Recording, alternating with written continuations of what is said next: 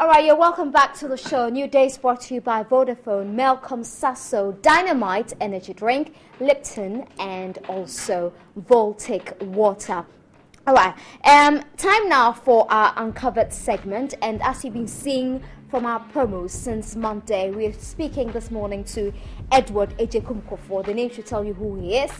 He's the son of ex-President John Agyekum Kufour, and he's actually a spitting image of his father. Yes, you are. You know what he has told you? Well, I hear it all the time, but I personally think I'm a new and improved version. Really? I'm not conceited at all. That's a good one. You're welcome to the show. Thank you very much. How does it feel like, to be called the ex-president's son? I mean, there's a lot of pride in there, no? A lot of pride humbles you, but it's also a lot of pressure. Yeah? Yes. At what point during his term or time in office did you feel so much pressure? Well, actually, right from the moment he became president-elect, and the first thing he did was call all of us and tell us that your lives are about to change. And whatever you do, I want you to consider what it means, to his presidency. So, things you used to do and get away with. What were some of the things you were doing? You got away with? I have always been a free spirit. Yeah? I'm not one to conform. I tend to speak my mind. Sometimes it can be problematic because exactly what I feel is exactly what you get. Right. How's your mom? She's good. She's actually one of my favorite women. If I have to name my top 5 women in this country, she will sit in there. Thank you. So calm you're her and namesake graceful. as well. Yes. Abba. Yes. My daughter's Abba. Your daughter's Abba. She's so graceful, your mom. Thank you. Bless her. All of us named our first daughters Abba. Oh, really? Yes. Even when they were not born on Thursday? Yeah, well, mine was a Tuesday because they had to induce her. But I was determined. She was going to be an Abba. Yeah, Abba is a special name, isn't it? Yes. You're a businessman. I'll come back to your life as the ex-president's son. But you're a businessman. Yes. What kind of business do you do? Well, varied, let me say that. Okay. I'm also in the agricultural sector. I have a farm. Where? At Gomwa, Central Region, Pamfukrum. What do you grow? It's mixed farming. I have livestock and crops. Oh, great. So I've always liked playing in the dirt from my childhood. I think I've heard you, or did I read about it, encouraging young people to go into agriculture. Yes. Yeah. Yes, You think there is a deficit there? There is a great deficit, but even more important is the fact that we just assume we sit at the table and we eat 3 times a day, God willing. Someone must be growing for us to be able to do that. And if everyone is turning away from that, I don't think it's fair. I'm not saying everybody should become a farmer. It's not possible for everyone to become a farmer. But if we look at it from a business side, there's a lot to be. Yeah, and again, the farming population across the country is aging. Yes. To be sincere. Most of our farmers are not in commercial scale. Subsistence farming. Yes, they take their crops to the market, and many little drops make a mighty ocean. Yeah. But we need to look at it from a more mechanized, technological, mass production, business, commerce point of view. Right. So you farm, and what else do you do? I also do some procurement, have done some procurement in different sectors. That is kind of dormant right now. But I'm also looking at breaking out into the commodities. Oh, nice. Nice. I like challenges. And you like money. Well, money answers all things. It does, doesn't it? Yes. It does, doesn't it? It's the love of money that's the problem. Okay, so let me ask you this question, because I was discussing with Benny this morning. You're a businessman, and then suddenly you're acting. Has that always been something you wanted to do? Why did you start so late? Well, I didn't start late. Okay. If you ask my mother and my father, they'll tell you right from my childhood. every opportunity I was given to be on a stage, I have always had the affinity for it, a natural proclivity, a tendency for it. So it was my first love. It was? Yes. And I actually, developed it all along. My elementary school, I was always in school plays, cultural dancing, Christ the King, International School. Okay. I always did something there in the choir. I've always loved the arts. I went to Achimota, I performed in the school choir, Pirates of Penzance. We always did, something on stage.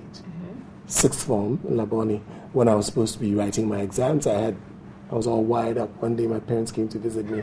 My father said, I was actually in the middle of shooting a movie. They didn't know, but they found out. Was he shocked? He was shocked, and he was like, okay. My mother was like, just leave him alone. Yeah. He tried to discourage you? Well, not discourage me. My father is very, very, very pro-education. Yeah. And it's a good thing. At the time, I was kind of like, look, you do your thing, I'll do mine. Yeah. But in hindsight now, I'm where I am because of that. Yeah. So I appreciate it now, and I'm telling my kids the same thing. Yeah. Did any of you choose a path at all? Law, politics? Well, my sister right before me, Helen, went to LSE. Okay. And for a moment there, she's always been the lady judge, kind of, you have to justify, you have to explain. She wants, I mean, everybody, it doesn't matter who you are. She queries you like you are in my courtroom, you know?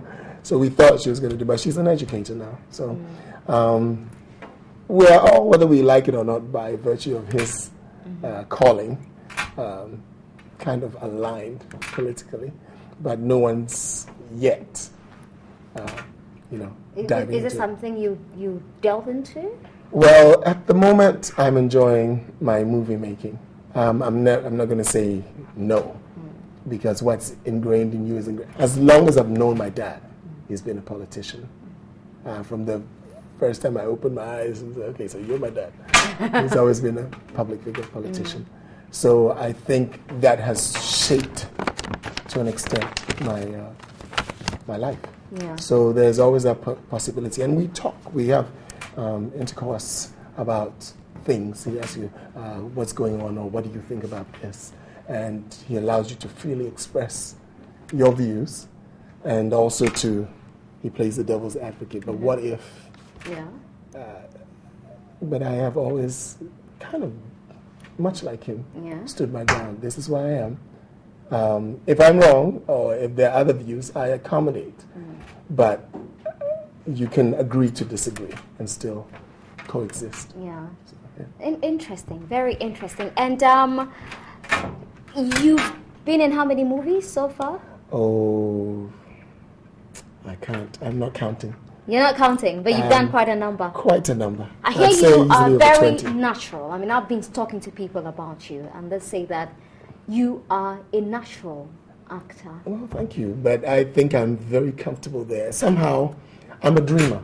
Yeah. I've always been a dreamer. I think that was one of my things my dad was always trying to rein in a little bit. Okay, dream, imagination, but directed a little bit, focus. Focus. Has he watched any of your movies? Yes. Your mom as well? Yes. What do they think?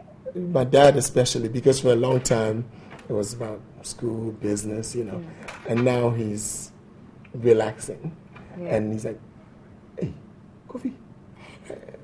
Yeah, you're good. So that's so funny. Yeah, he calls me and like, I'm watching something. Tell my mom, and my mom was like, "Oh, Maminda, a video, Shakracha," because my mom always was always at home, and she would look at it. She said, "Oh, that was good." Apparently, you're your mom's favorite. Well, let me say this: a mother loves all her children. Yeah. But I think the bond, the expression of the bond between my mother and I, is heightened because I'm very passionate. I love my dad. I love him. We don't always agree, but I love him to bits. But my mom, to me, is like, don't mess with my mom. Yeah? Even my dad knows. Yeah. So I'm very, very, I think I'm attached to her, and I express that. That sensitivity and sensibility about me, I think I get from my mom. Because my father is there, he plays his role, and his role is to, teach you how to be, composed and, always in order, decorum, structure. But my mom always nurtured the other side to, listen to your heart, follow your passion, and, be graceful. People don't have to do anything for you. And you are where you are by grace. So don't come across like you are entitled or you know. So she has given me that balance. And I think in that process, plus I've seen over my lifespan the changes they've gone through together. And I think my affinity and my affection for her has developed because I watch her and I see how she's kept, because of my dad's job, a lot of struggles outgoing. But 5 of us, a little woman like yourself, 5'2", powerhouse. And when she said, look, she meant look, and you knew you were about to get it. She's strict. Oh, yes. Yes. I can still hear my mother's voice when I'm about to go and do things or say something I'm not supposed to say. Yeah? When she changes gear into Fanti, you know she means business. She'll speak to you in tree, but when she hey, she'll call you to attention. So she's been a major influence. Yeah. Okay, now I want to pick your thoughts on other issues. I'll come back to your family very soon because I want to concentrate on your family and how they feel about your acting career. You had a reason to recently talk about Dumso, the energy crisis, and you're asking Ghanaians to be patient with President Mahama. Yes. Why so? I mean, if you're losing jobs, you wake up in the morning, you've lost your job. You wake up in the morning and you have to buy more petrol or diesel to power a generator. Yes. It's not a matter of patience, is it? I understand where you're coming from, but there's always two sides to the coin. And I was coming from the more practical, the sensitivity side, having seen my father go through the same thing. Okay. So my point is, yes, all those things, all those truths may exist, but it's not as easy as that. If you were to be put in that same position, would you be able to perform?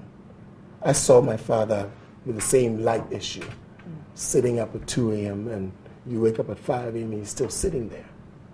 So it's not, I'm not defending anyone, but I wasn't going to jump to any conclusions about, he's not doing anything. I've seen it.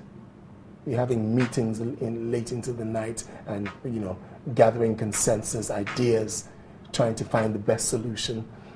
All the while trying to mitigate, because while all the chaos is going on, believe me, there are people who are trying to benefit unduly to their own, It's got nothing to do with, we don't tend to think nationalistically.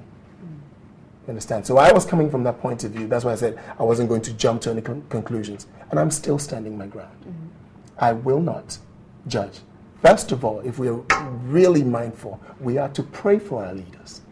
Because if they're in that position and they make the wrong decision, not having the guidance, the spiritual guidance, it affects all of us. So, yes, we can complain. We are human. When we are uncomfortable, we want to voice it to bring about change. Granted. But I was saying, I've seen this, and I'm sure he's also feeling it. He's hearing it. His kids are, his family is. So I won't jump to any conclusions. And if he says he's putting things in place to solve it, let's just give him time. It'll be evident. Granted, we want it sooner than later. But that was my point of view. How did people in your father's party take that comment? The attack came from there. The attack came from your father's party? Yes, and I got calls.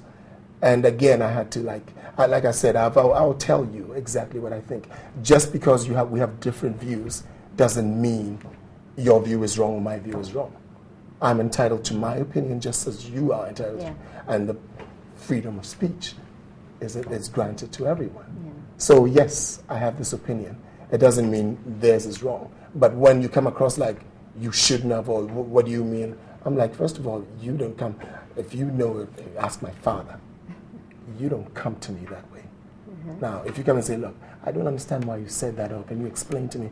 I can give you my views. But if you come at me like, my first thing is, hello. Hold on. You haven't heard. Ask somebody. Yeah. So my point of view is... And the complaint went to your dad? Went to him. He wasn't even in Ghana. He was somewhere. He got calls. He called me, and I told him, I said, well, let your people check, because Star FM put it on their website, and read the entire statement, and you'll see where I came from. When he read it, he was like, oh, you couldn't have given a better answer. Just maintain your cool. Because my first thing was, if you come, I will defend myself verbally, vocally, or however I will. Yeah. But my point was, I was coming from that point of view. Yeah. I've seen my dad go through it, and I'm sure he's working on it. Let's just give it time and see. And then at the end I said, if His Excellency the President doesn't think he can solve the problem, then maybe he should consider leaving the job and letting someone who can take over the job.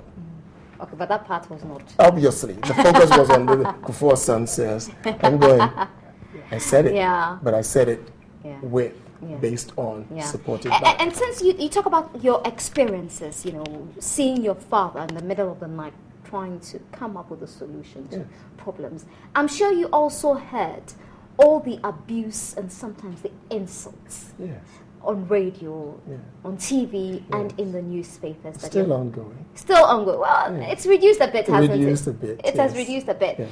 And for you, his children, I mean, you were adults when he became president. Exactly. Now, for somebody like President Mahama, whose kids are so young, what kind of advice, coming from where you have been before and what you saw, how would you want these children to deal with these incessant insults? Yes, like my dad told us, look, his vocation merely just put us all in the line of fire. Literally sacrifice your family because you feel this urge, this calling. But from my point of view, and you probably have heard me, of all my siblings, though, I believe I'm the most vocal. Yes, you are. Because I know Chief, and Chief is a very quiet person. Yeah, he's taken some hits in his time. Yes, so he's a lot of it. He's more like my father. He's very reserved. But I tend to. My father says, "Hey, cowboys," because I lived in Texas as well. Yeah, all right. Okay, let's do this. You want to fire? So I tend to have this. Okay, I will answer myself. I will, if you give me the chance, or if I have to take the chance, I will, and I'll tell you exactly where I'm coming from. What I have to tell the kids, if they can understand at this, because they're quite young, I understand, very young, is that not to take everything personal. My dad had to sit me down in particular, because if you've heard me... You come across as the stubborn one in the family. Not the stubborn one. The most difficult? Not the most difficult. I'm challenging. There's a choice of words. Okay. But now in my adulthood, I've come to understand also, being a more mature spiritual person, that the child that has the most contention around them is the one that carries the anointing.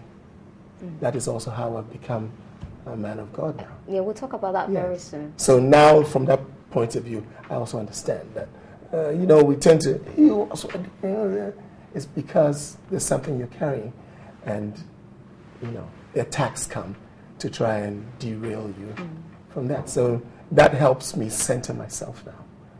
I'm coming from that point of view. I've come into my own. I know who I am. First from the spiritual point of view, and then as a man, and then as his son. So I tend to be very protective of him. But he's had to sit me down to tell me, look, son, sometimes you have to pick your battles carefully and wisely. It's not everything you need to. Some things will die their own death naturally. And sometimes you must say, now look, you've gone too far. Because that's also why I stayed abroad for so long. Because I have this, okay, you said that, you can say that, well, I can say this. Let's do this, okay? So it took me a while to kind of, okay, this is the way, this is the game. And you have to remain steps ahead don't play their game. You take command of the game. So you don't have to jump at everything. when you need to jump, but come so clearly, so succinctly until you're like, make them think. Yeah. What do you make of the politics of insult? I mean, it's been a problem. It's a bane for many observers. You know, sometimes you wonder if it will ever stop. At some point, it ceases because the political atmosphere, the temperature has gone down. But the moment there is, take a by-election, for instance, and then all the insults come back. At primaries, all the insults come back. Well, we have to mature that way. Has it taken long? Well, we're still growing. So, yes, it's always relative, comparatively. But we are on the way, we're growing. But we have to get to the point where we are more about ideas, solutions, policies, rather than personal attacks. That's what makes our kind of politics a dirty game. Because rather than evaluating what proposals the person is putting forward to solve our collective problems, we are rather going after, and he's this, and he's a thief, and he's a murderer, and he did this, and his child did this, his wife did this, he did that. Apparently, if you want to know who your real mother is, you should go into politics in Ghana. Well, I know mine. You know yours, of course you know. And I've been thrown into it, not by choice, but I'm in it, so I'm very confident. So maybe the saying is right, but... Yeah. So. Okay, now how you say you're a man of God. Yes. You're a pastor. I am a pastor. At Action. Yes. When did you receive this calling? I've done, first of all, let me tell you this. When I joined Action. You left Christ the King. I haven't left. That was my foundation. You veered. And I've built on it. Okay. Built on it? Yes. The strength of my character and my passion and everything that makes me demanded that I needed more power. You needed action. I needed action, exactly. I needed a stronger prayer life. And you don't get that at Christ the King? Oh, you I don't get get that in the Catholic Church? But the Catholic Church is systematic. It's a very good place. I was an altar boy there. You were? So that is the foundation I've had. Some of the composure I have now, I learned there. But I needed something extra. And I was able to connect at Action. The way we prayed, the way we shared the word, the kind of mentorship you get, mentoring you get there. And Archbishop is a very commanding personality. That's my spiritual. I'm blessed. I have a natural father and spiritual father. So I naturally, I go to Christ the King too. I come to service. Every now and then you have a taste, a feeling for. Yeah. So, but I needed more. So you think the Catholic Church should change a bit? Because you speak to young people and they say, the Catholic Church. It has changed. It has changed. My time is more charismatic now. Even in the worship, the music. Now there's a lot of dancing. Yeah, and now we're having midweek Bible study, and they are making the changes to keep up. Otherwise, you will lose your youth, and if the youth is gone, the church will die. Yeah. Because as the founders, the trailblazers, the beginners, leave the scene, the young people are supposed to carry on. Okay, so tell us about your calling. Yes, I had quite a challenge there. I've always felt this. I have a very unique, unique relationship with God. I am very, very, just as I am in my plain life, I talk to God just like I'm talking to him, like, okay, now you know me. I can't take too much of this. You don't want me to blow my top? Handle it. Yeah. I talk to him. I have a sense of him. And I think that what everybody says, you're emotional. That is also what gets me there. When I feel deeply, I feel passionately, I can sense, I can go to just go into my closet and have that time and meditate and sit down and just say, okay, I don't understand this. Yeah. I don't pretend to know everything. I need you to show me, because I'm not going to listen to any of these people. And really, if you give me a chance, might be a whole, other story. So yes, I accepted my calling. Archbishop, right from the beginning, from when I first met him, just has this look. He's looking at me like, He can see things. And that's what a spiritual father is. He can see things that you may not see. And I know he talks to God. God talks to him. So he called me one day and said, do you know? But then, I digress. Back in Christ the King, Sister Maria, when I was very little, used to also, you're going to be my little priest. She had this sense. She goes, something about you. I just know one day you're going to be a priest. Well, I didn't end up a Catholic priest, but I still ended up a man of God. Exactly. And the same thing Archbishop did, called me in one day and said, you have a calling. And maybe the reason why you seem to be searching is because you haven't focused, you haven't, honed in to this calling. So go to school, ministry school. Oh, so you did? Yes, I did. How long? 3, almost 4 years ago. I have actually been consecrated. Dad was there. Wow! So yes, you're a priest. You're a pastor. A pastor. Nice. I just preached my first sermon. Pastor Ed. Yes, Pastor Ed. Nice. A very, very unique pastor nonetheless. Yeah. But your mom must be very happy for you. They are both very happy. My father, actually. My mom women have this sixth sense. Yeah. She felt it. She always knew. And because even now, my dad's revelation, come, pray for me. Ah, nice. But apparently right from my childhood, I always had this thing.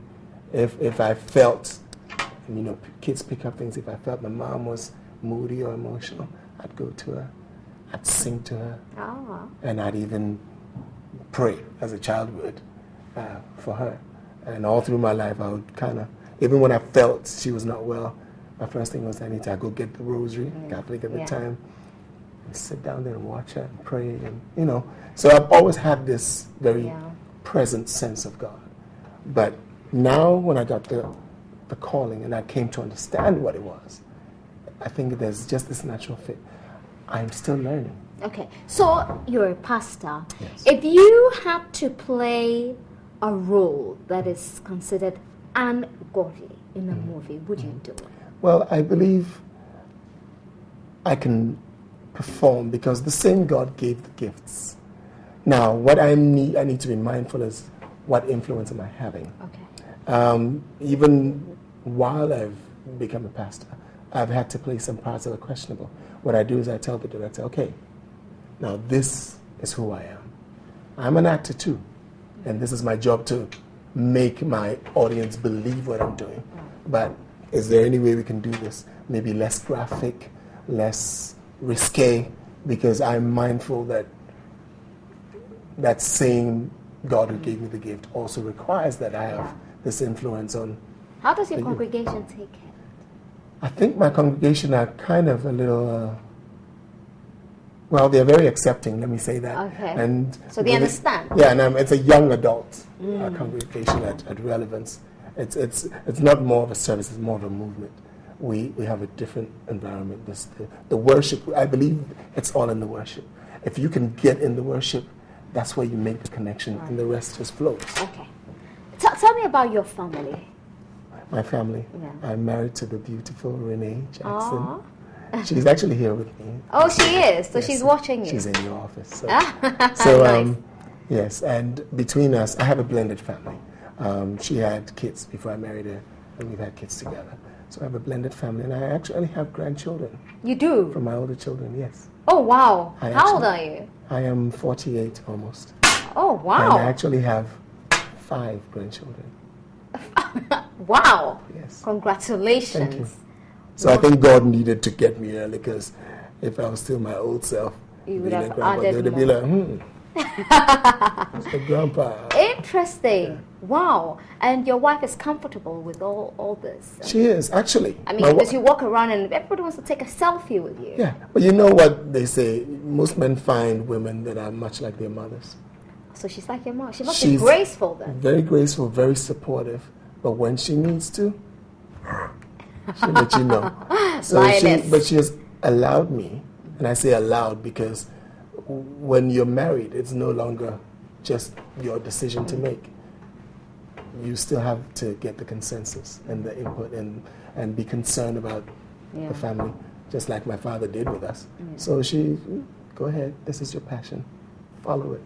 She also understands, being a godly woman, that if I am where I feel most called, most comfortable, then everything will fall into place. Nice. And your children are also very happy. Yes, my kids, well, my daughter, she's the only girl, Abba. Nice. She tends to, kind of like me, she tends to really vocalize, look, Dad, your stuff is getting in my way. How old is she? She is 16 going on 30. Interesting. Yeah. Very interesting. Okay, I have to go back to your parents. I mean, your father tried, he campaigned to be president. At that point, when he was campaigning vigorously across the length and breadth of this country, did you think it would happen for him? I mean, when I saw you and your siblings at the inauguration, beautiful picture, I was asking myself, so did they think their father would win? Did they feel this day would come at his inauguration at the Independence Square? Yes and no. We had always known this is where he was headed. This is his entire career, everything, sum total. During the campaign, and there were previous ones that he didn't win. Were you on the campaign tour with him at any point? No. Did any of you join him? Yes, the older ones, yes. Chief and Nanama, and I think even Helen. I came later. Yes. So, of course, we prayed he would. And it was like first time, second time. Were you nervous again? at any point nervous. for him? Yes, nervous. I was even, I think, being away and not being here at the time, I was more concerned, not just for the winning, but his safety as well. Because safety? Yes, because, there were other stories and instances. And at that time, I think we were very polarized. And the contention was strong, it was deep. So it was always this, what if, someone decides they want to eliminate you. Living in America, you look at it and you think, okay, we're playing. They take security seriously. It's heightened, even for the contenders. They, in a sense, they treat you like you've already won. Your security, your entourage, your arrangements, detail. So I was kind of worried. I prayed that he would. But it wasn't until he won that I really sank in the magnitude of the gravity of the situation. Where were you when you were I was in the U.S. and Abba was a baby at the time. So then we all had to come down. And there were just different thoughts and emotions. You called each other, the siblings? Yes. We called each other like... And I watched, in the U.S. and, followed, and listened, and then when the counting started and all that, and then to the point where it was like, this is it. He won. Yeah. It was nighttime, I remember, and I just jumped out when, I heard the last result. We're calculating. Yeah. It was like, I'm waiting for the answer because with this last results being called, he's won. And in corner, I just jumped out. My wife was like, what? He won. So I got a call early dawn, which was morning here because we're ahead of time here than they are there. And it's like, okay, you have to get all the ring because it's a short while after that before the inauguration. So it's like rush. You have to get home, you have to do this. And then, then the instructions came. Then I started being like, oh, okay, because this is the way it's going to be. This is not your life. Okay, now wait a minute. You have to come, you have to do it. Make sure you bring this, you have to be suited. I don't like wearing suits. I only did this for you, by the way. So, I'm too special. Yeah. Of course, I'm Abba. Yeah. So I kind of got myself together and came. And so it was like, okay. And then all of a sudden, state protocol and security, and that's what he did as soon as we got him. Your life is going to change. And it was I think it was more directed at me. Please just do what they tell you. Do whatever they tell you. And I'm going, now this is not my game. Nobody tells me what to do. But Yeah.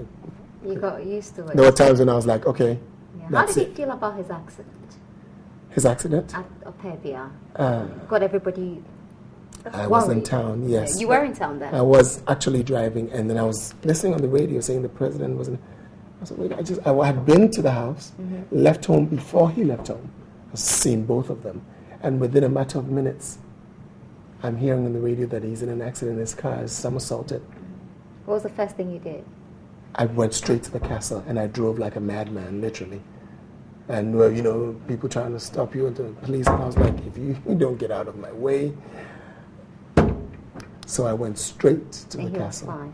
And when I got there, I opened the door. He was just sitting behind his table. And me being the emotional one, and when I got in there, it was doctors, security, and they were saying, wait. And I was like, wait, this is my father. You wait. I just opened the door, and I went in. As soon as, and I think he heard me behind the door. So when I got in, he was just like that. First thing he just did was just nodded to me like literally I could understand it, like, compose yourself.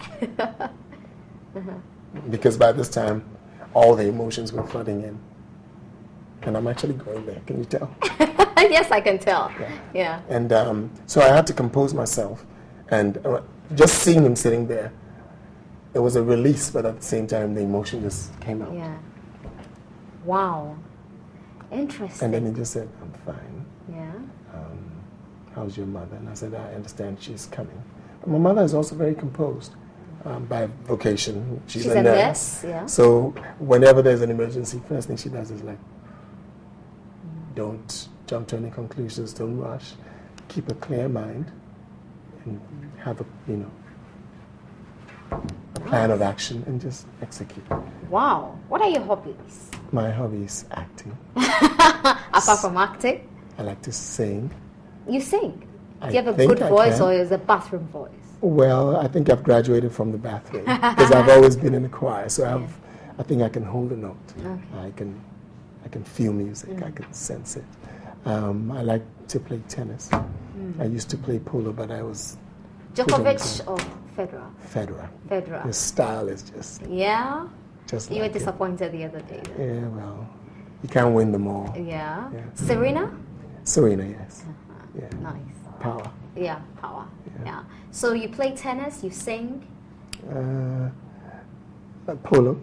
I like to travel. I like sightseeing. You're bougie, aren't you? Bougie? Yeah. No, actually. You're not?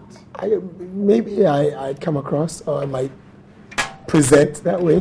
But when you get to know me, you're like, you're crazy. Kind of like. Serious? I am very, very down to earth. I like to, let's do it. I'm a spontaneous, fun-filled, relaxed. Yeah. I have that problem when I get on set. People are like, You're not too sure. I'm like, we're all here to work. Let's do it and go home. Do you get preferential treatment? I can't pretend I don't know. In some places, yes. In some places, the very same thing works against you. Because, in most cases, I'm sure it works for you. You just write your name and Agyekum kufour. It piques curiosity. It does? But as soon as the curiosity comes, it's either, oh, hi. So you can tell, Yes, this one didn't root for my dad. This one didn't root, or this one's kind of like, okay, let's see what he's going to do now. So then I like a challenge. So I always go out of my way to make you feel. If you could turn back the hands of time, would you want your father to be president again? Yes, I think it's no question about it. Knowing him, knowing what his calling was, yes. And then having been there, yes, I would tone down some things. And if I'm allowed to, I'll handle some things. But nonetheless, yes, I think it's the greatest privilege one can have. It's not every day your father becomes president. True. And by virtue of that, you get to see the world from a different point of view. You come into contact with people you would have normally otherwise never met. You get to learn and pick up things which all help you along in your journey. So by all means. Yeah. Do you have a favorite color? Blue. Why? It just does something to my spirit. When I put on blue, even a blue shirt, I just feel like I'm emanating something. Wow. It's just my color. Do you follow football? Not really. I tend to. I played when I was younger, but I've moved on. Yes, because. Of course, we will know then my why. dad was, chairman, and so it was yes. And what do you think about the state of Kotoko now? We've done better. Okay, it says a lot. Yeah. Yeah. I'm hoping for better. Yeah. And I think they can come back and surpass the past glory. Right. You think the NPP can win the next election? I'm hopeful. With all the misunderstanding in the party. Look, the proverb goes, even the teeth and the tongue, in the same mouth they fight. Right. It doesn't mean they still coexist. Well, you can say that because in 2000 your father had the same issue with Yes. Peter Alajete. He Yes. still went on to win. Yes. But people talk about the magnitude of the problem. I think the greater the intensity, the passion and the disagreement, the makeup and the results of the makeup are even greater. So it's a challenge to NPP. So you will vote for the NPP? Well, obviously. I'm not even going to make any, leave it open. I will vote for the NPP. Could it be understandable if you decided not to vote for the NPP? Well, it could be, but I still maintain that even with all our little isms, we still a very cohesive unit. We think along the same lines. We feel passionately.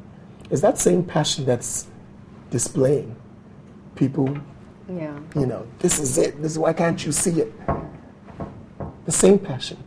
So, but I think once we learn to respect each other's views and come together, have a consensus of, okay, yes, we don't agree, but this is the best path to go, so that not just for the party, but for the nation as a whole. Right. Okay, so in the final minutes of our interview, your favorite food? Oh, me and fancy me my fried chicken. Well, these days baked, roasted. I see. Yes, no. You don't like fufu. You don't. I like fufu. I eat. Graphic Actually, picture was your dad's. No. Actually, anything that crosses my plate is dinner. I'm not picky. You're not? But my favorite is, nicely presented chicken and rice jollof. Yes, the stews and gravies. Your mom is indeed a funty. Yes. Yeah. Abesan. Is that her name? Nana Bakakuma. But because she was a seventh child, Oh, right. which I also believe is very prophetic. They called her at home Abesan. Oh, of course, his son is 7. Oh, nice. Very interesting. I mean, you're a very interesting man. Thank you. And you lived in the U.S. for a long time. Yes. How many years? Texas or Atlanta? No, actually, New Orleans, where I met my wife. And then we moved to Texas when the storm came to New Orleans. Oh, nice. Yes. So, interesting. For how long were you in the U.S.? Oh, I think it was about 17, 18 years. Oh, wow, that's a long time. Yes. Long time. Anyway, nice. And you and your siblings are very close? Very close. Even though we're very, very, it's a weird, all I can say is God is awesome, because when you meet us, we're so distinctly different, but at the same time, the same. Yeah. You can identify us by certain characteristics. I mean, your brother, Chief, I haven't seen anyone who's as humble as him. Chief is daddy. He is. Mini me. He's such a humble person. Yes. Very, very humble. I mean, you walk into the African Regent Hotel and sometimes you're wondering, okay, is he the boss or is he just somebody walking through? He's just floating. You see him floating, hiding in a corner, and very, very, very much unlike me. Hey, no. How are you? What's up? No, very much unlike you. Yeah. Night and day. But you're very close. Yes. Yeah. That's really nice. So are you on set? Are you doing anything? Yes, actually I've just come off set, something with Chris Atto. Brief, but did it. And then I'm actually getting ready to do 2 things. One with Shirley, one with Leila. Nice. You're working with the best directors. Well, I've been fortunate to have worked with them before. Yeah. And I think it's if you had to choose a compliment that they're which coming. one would you go for as the best director? They are so They're doing the same thing, but they're doing it in such different ways, their own style. It comes across. When you work with Shirley, Shirley's about, you're there, you're engaged, you're delivering your time. And Layla is more, come here. She nurtures. Shirley is like, okay, this is what you do, so you should know, develop it. It's business. While Layla still thinks it's business, she's more like, come here. This is what I want from you. Right. She has a little meeting with you. She'll sequester you in your own little room and allow you to go there in your mind. After having the conference with you, you have an idea what she wants.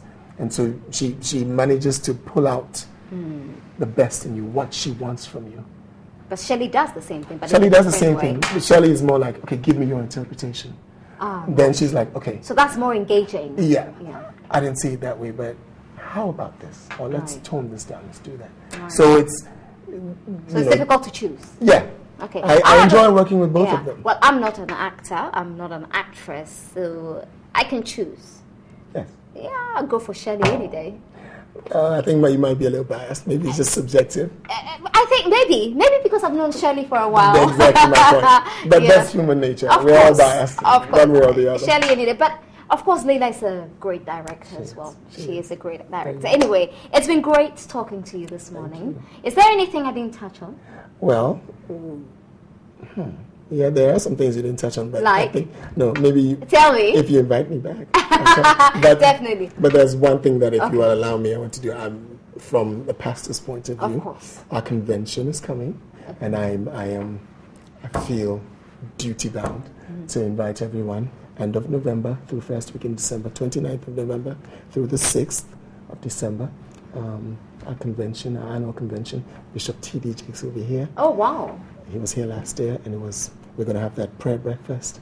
There are other things, in the workings. Of course, Papa, other dynamic speakers. If you want to know, impactaci.com, find out more.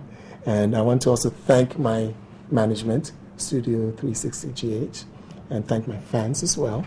You may follow me on Edward Agyekum kufour on Instagram. He handles all of that. So when he tells me, I'm like, okay, there's this one, I have to answer. So he's really good, but we fight every day. So. Well, normal. I'm not easy to control. I was told. As you are. I've been told. Yeah. That you are. But that's what makes me me. Yeah. I'm uniquely me, and you know what? I've gotten very comfortable with it. I like being different. You do. I do enjoy it so much. I didn't understand it at first. You're a nonconformist. Yes. By nature. I think God knows exactly what he's doing. All right, so on the 29th, you said? Through the 6th of December. Through the 6th of December. So 29th November to the 6th of December. Yes. Impact. Yes. Convention. Convention. The website is impactaci.com. Okay, and it's happening at Action Chapel. Yes. Thank you very much for your Thank time. you for Regards to your mom. I'll tell her. Never got the chance to ever meet her. Oh, I was with her last. I'll tell her that you're looking to meet her. She likes dynamic young women. She's all about the girl child. I love her. So. She's a grateful person. She'll be in my top 5 Ghanaian women. Okay. Thank you very much.